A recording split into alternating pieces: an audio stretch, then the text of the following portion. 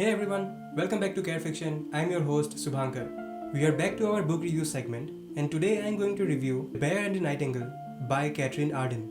Before we begin, if you are new to this channel, please consider subscribing, and if you are a returning subscriber, it's good to have you back. This book is a debut novel of Catherine Arden and the first in the series of the Winter Night trilogy. How I came upon this book? Well, I decided to explore a subgenre of fantasy fiction which I have very rarely given my attention to: mythological fiction, or more precisely, historical fantasy. So I bought two books to set my ground on this form of fantasy: Circe by Madeline Miller and the current one. I'm yet to read Circe, so I will bring this later. But let's come to the book at hand. And you know what piqued my interest in this book? It is that it is based on Russian folklore. And I don't know about you, but I have a special fondness for Eastern European folklore. So let's begin. But if you want a very short version of my verdict before we get into details, here it is. I highly recommend this book.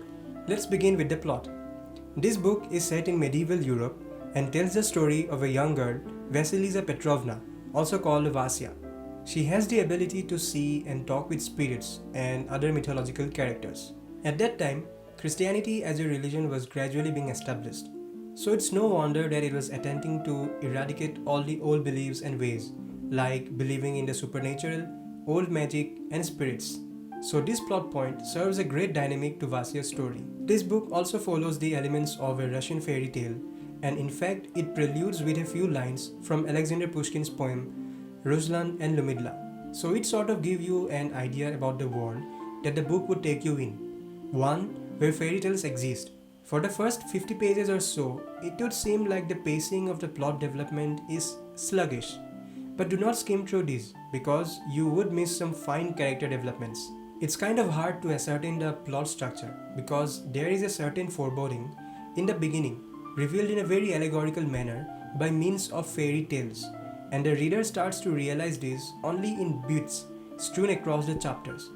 But whatever that may be, the final act in this book is awesome and so satisfying from a book reading experience. Let's come to the narrative. I really applaud Catherine Arden's writing style in this book. It is what could be called atmospheric narrative.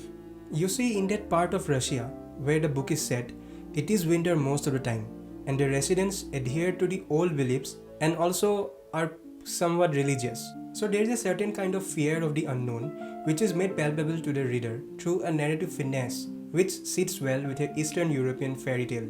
There is a huge focus on the emotions and thoughts of the characters and takes a very immersive dip into their point of views. If you read with a deep mind, it will let you experience that world in a realistic way. So yes, the prose is stunning, and it's rare to find such style in mythological fiction.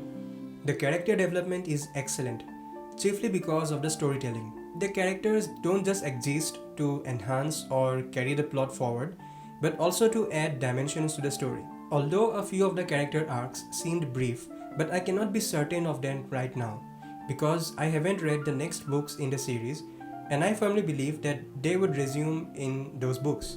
You see, we have grown up reading and listening to fairy tales, so you would obviously have the question in mind: how would those characters turn out to be when we read about them again? So it is natural that one would proceed with caution, to not find them as just characters in a fairy tale, and when it happens so, a sense of disbelief sets in, which is not a good sign. But trust me, that is not the case with the characters in this book.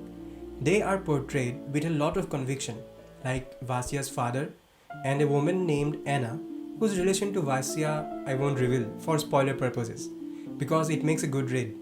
Apart from the human characters, there are also supernatural characters as well, which are exceptionally crafted.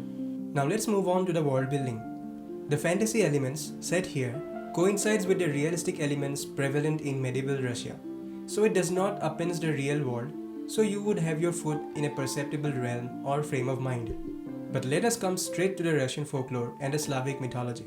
Catherine Arden is fascinated with Russian literature and history, and prior to this, she completed her studies in French and Russian literature, and her dedication and love is clearly evident from the enchanting and the lyrical world that she had created. Without giving away much, let me name some folklore creatures that appear here. Domovoy is a household spirit, Ruzalka is a water spirit, and Lassie is a forest spirit, and many others. The landscape is of a fairy tale setting and is very compelling, but at the same time, it also appears as wilderness, brimming with possible dangers and the unknown. And this leads to the theme of conflicting beliefs and philosophies of tradition and religion, which clearly emanates from how the characters, human and supernatural alike, interact with one another.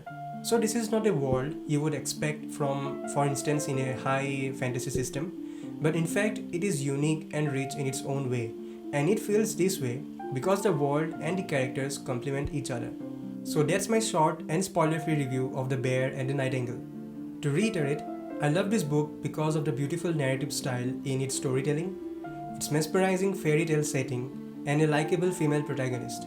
As I mentioned before, some may find a few issues with the pacing and how it affects the plot development. But I implore you to go with the flow and stick with the narrative because it rewards you with some spellbinding surprises. So that's it from this video, and thank you for watching. Remember to like and hit the subscribe button.